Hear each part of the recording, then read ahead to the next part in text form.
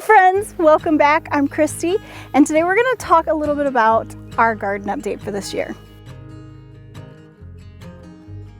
Several of you have noticed that it's been A, slow going content-wise for us this spring, and B, we've had not a whole lot to say about the garden this spring, other than just starting seeds and starting out.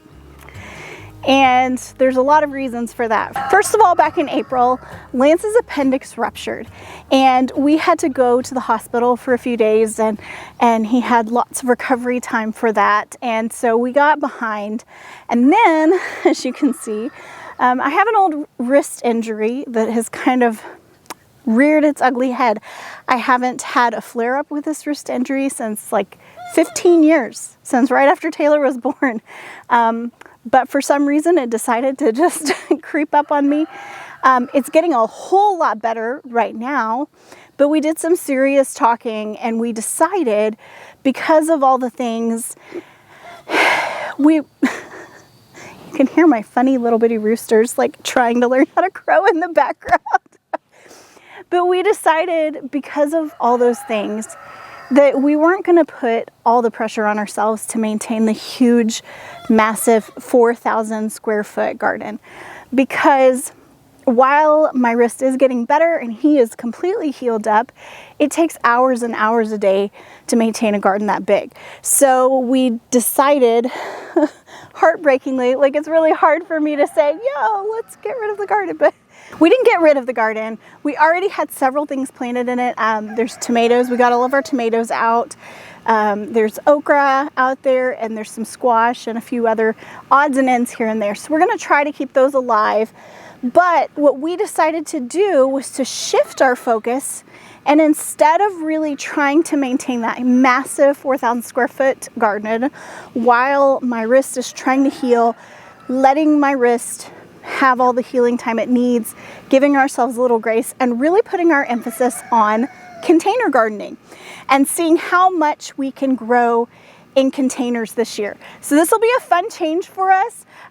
Really, we have a lot of green stalks, and some of you might not recognize these green stalks because you're used to seeing our green ones, which I'll show you in a minute. We have two green stalks that we've had for a couple of years, and I usually grow green beans and peppers in those, and that's actually what's growing in them right now.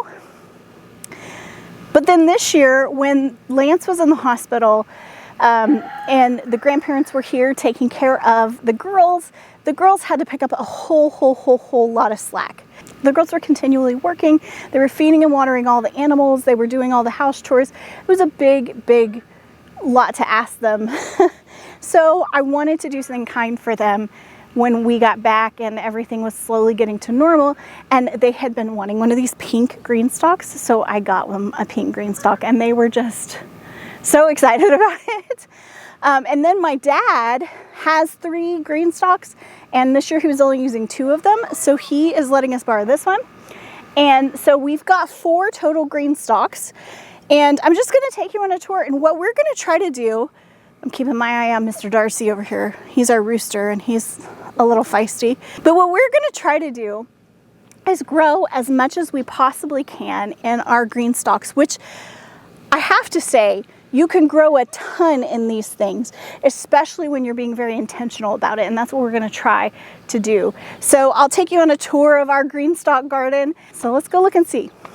So as you can see, over here we have peppers, and they're not entirely massive yet. They're still pretty freshly new. They'll get big and they'll fill this thing up, and I fully expect them to do really well in here. Then over here we've got green beans, and they are just newly up. So usually with these you can plant 3 green beans per pod, and this green stalk is 7 layers. So you know, there's like over 150 green bean plants we can put in this. So this is going to be green beans, and we can really harvest quite a bit of food off of this, just these 2, peppers and green beans. Then over here we've got the girls. Now they planted this one before we knew this is what we were going to do, but they already went ahead and planted some fun things. So let's see, there's rosemary hiding in here. There's some cucumbers that are growing, and I've got some trellises. We can trellis those guys. This looks like thyme. I don't even know what all they planted. I know basil here. Taylor's got some chives in there. And then all along the bottom, this is fun. But all along the bottom, they either have melons or they have squash. And you can already see, look, there's a little baby squash growing. But along the bottom, the melons and the squash do really well. They have beautiful zinnias. This was like, they love doing flowers, and this is like the absurdly beautiful flower one. But they still have a lot of food in here. There's parsley, there's some carrots here. There's carrots somewhere else too. Yeah, she has some carrots down in here. There's lots of mint. There's lavender. This is sage that's growing out of here. And then in here, this is another one that they've done. This is purslane, and there's a lot of medicinal uses for purslane. And we've got some lavender, some more sage down here. And like I said, there's melons, but this is, I believe, a pumpkin that they've got growing out of the bottom over here. More lavender. There is actually a tomato plant, so that'll be fun.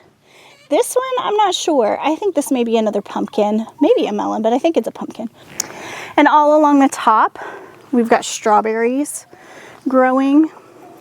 And like I said, we already have several things planted in the big garden that we're going to try to keep alive, but we're going to really focus our time and energy on the green stalks and resting this year. You know, sometimes you just have to go with the flow, and you have to accept those things that are going to change your course a little bit. And this is one of those, just kind of roll with the punches. And so we're rolling with the punches. We're doing what's best for us. And it's also going to allow us to support some other small farmers locally, because we're going to get to go to the farmer's market and bring in some fresh fruit and veggies. So I am excited about that. So that's it. That's just a quick update. And I'll keep y'all posted as we go throughout the season about what we actually got and we're able to keep going in our green stalks. So I'm excited, eager to see how it goes. Mr. Darcy's rude and wants to yell at you. We've got a lot of updates coming outside of the garden. We have a big freezer video coming up. We've got some updates on the bees coming up. So all sorts of stuff going on here. Just a little pause from the garden this year. So thanks for joining us. Thanks for caring about us and asking about us. And we'll see y'all next time. Have a wonderful day.